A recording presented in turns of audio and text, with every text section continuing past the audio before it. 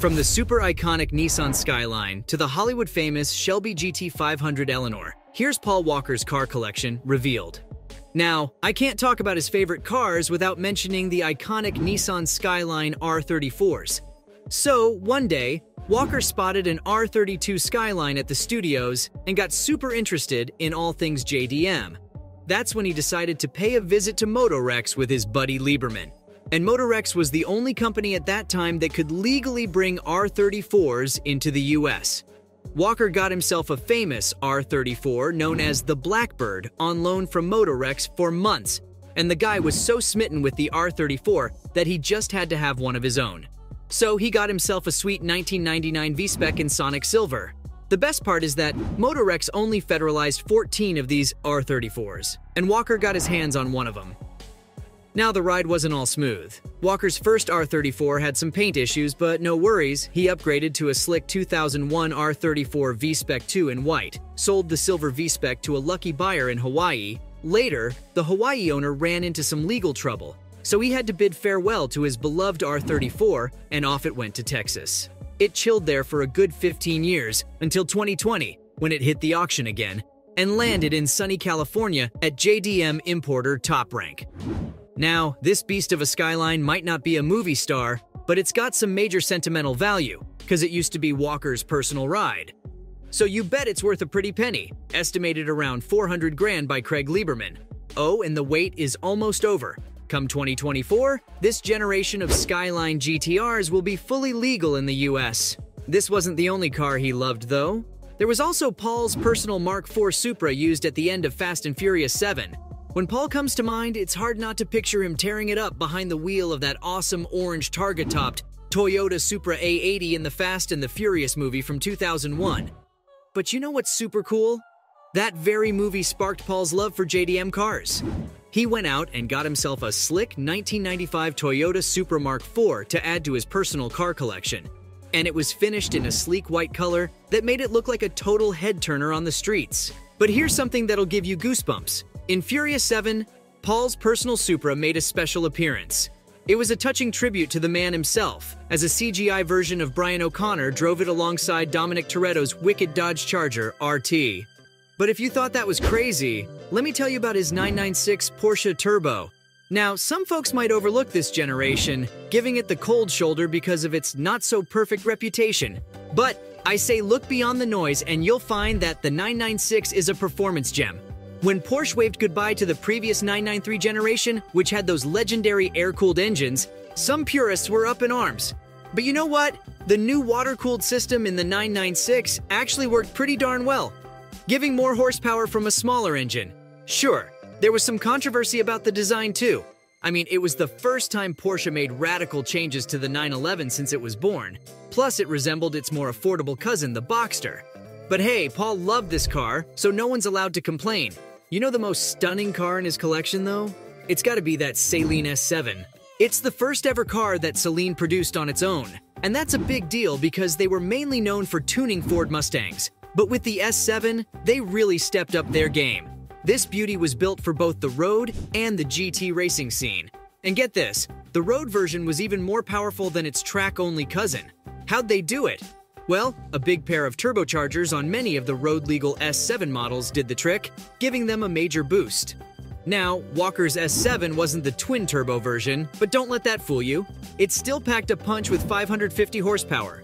Of course, all this awesomeness came with a price, and the S7 started at $580,000. But you're so wrong if you thought that was it for Paul's insane collection. I mean, are you forgetting the Ferrari 360 Challenge Stradale? You know what's really cool but often overlooked? Walker's love for Ferraris. Yep, on top of his admiration for iconic JDM cars from the 90s, he had a soft spot for those sleek prancing horses too. At his shop, AE Performance, which he co-owned with Roger Rodas, you'd find a bunch of Ferraris chilling on storage ramps like hidden gems. One Ferrari that caught the attention of Matt Farah, the host of The Smoking Tire, was the Ferrari 360 Challenge Stradale. Despite not being a big fan of the original 360 Moderna, Matt couldn't help but fall in love with the Challenge Stradale.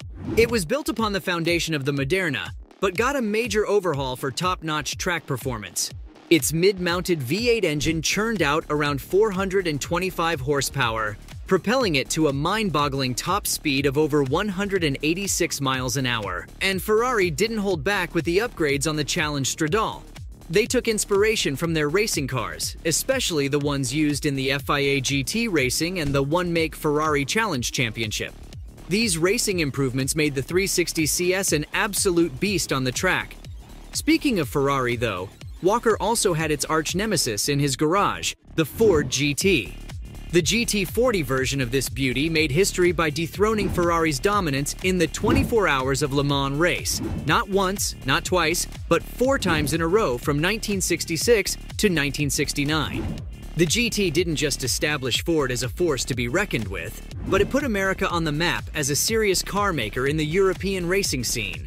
And this car became the ultimate dream for many Americans, like the holy grail of automobiles, to have parked in their garages. It was a symbol of American engineering, so it's no wonder Walker loved his Ford GT so much. I mean, who wouldn't be thrilled to own such a piece of automotive history? And here's something special. It was the only car he left completely stock. He must have thought, why mess with perfection? That said, the rarest car in his collection has to be the BMW M1. We mostly remember him for tearing it up in those Nissan Skyline GTRs, but he was a big BMW fan too. And get this, he had one super rare Beamer in his collection, a 1980 BMW M1 AHG, and it recently hit the market for sale on Bring a Trailer, selling for a cool $500,000. Now let me refresh your memory about the M1. It was born as a special homologation car for FIA Group 5 sports car racing. Basically, that meant manufacturers had to build road versions of the cars they wanted to race. BMW wanted to make something extraordinary, so they teamed up with the famous designer Giorgetto Giugiaro for the killer looks and Lamborghini for engineering. But you know how it goes sometimes? Things don't always go as planned. The Lambo partnership hit a speed bump, leaving BMW to turn to Ital engineering for the M1 steel space frame chassis.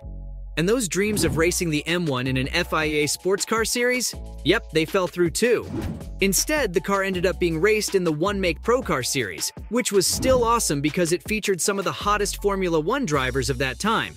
And only around 400 of these M1 road cars were ever built, plus a few race cars. So when you get your hands on one of these rare beauties like Paul did, it's like hitting the jackpot. But in terms of being iconic, none of these cars can even come close to his Shelby GT500 Eleanor recreation. Yep, Paul had his very own version of the iconic Eleanor Shelby Mustang from the awesome remake of Gone in 60 Seconds back in 2000. The film was a total blockbuster, and that 1967 Mustang designed by Chip Foose became a legend all on its own. They originally made 11 of those beauties to star as Eleanor, but only 3 hero models survived filming in one piece. One of those 3, driven by Nicolas Cage in the film's closing scenes, went for $1 million at an auction. Now, Paul Walker's Eleanor isn't an original, but hey, it's a close replica, and it's one good-looking ride. The thing is, no one's sure who created Walker's replica, but since that movie came out, several companies have popped up dedicated solely to making Eleanor clones. So there you have it. From the Hollywood-famous Shelby GT500 Eleanor to the super iconic Nissan Skyline R34 that was Paul Walker's car collection, revealed.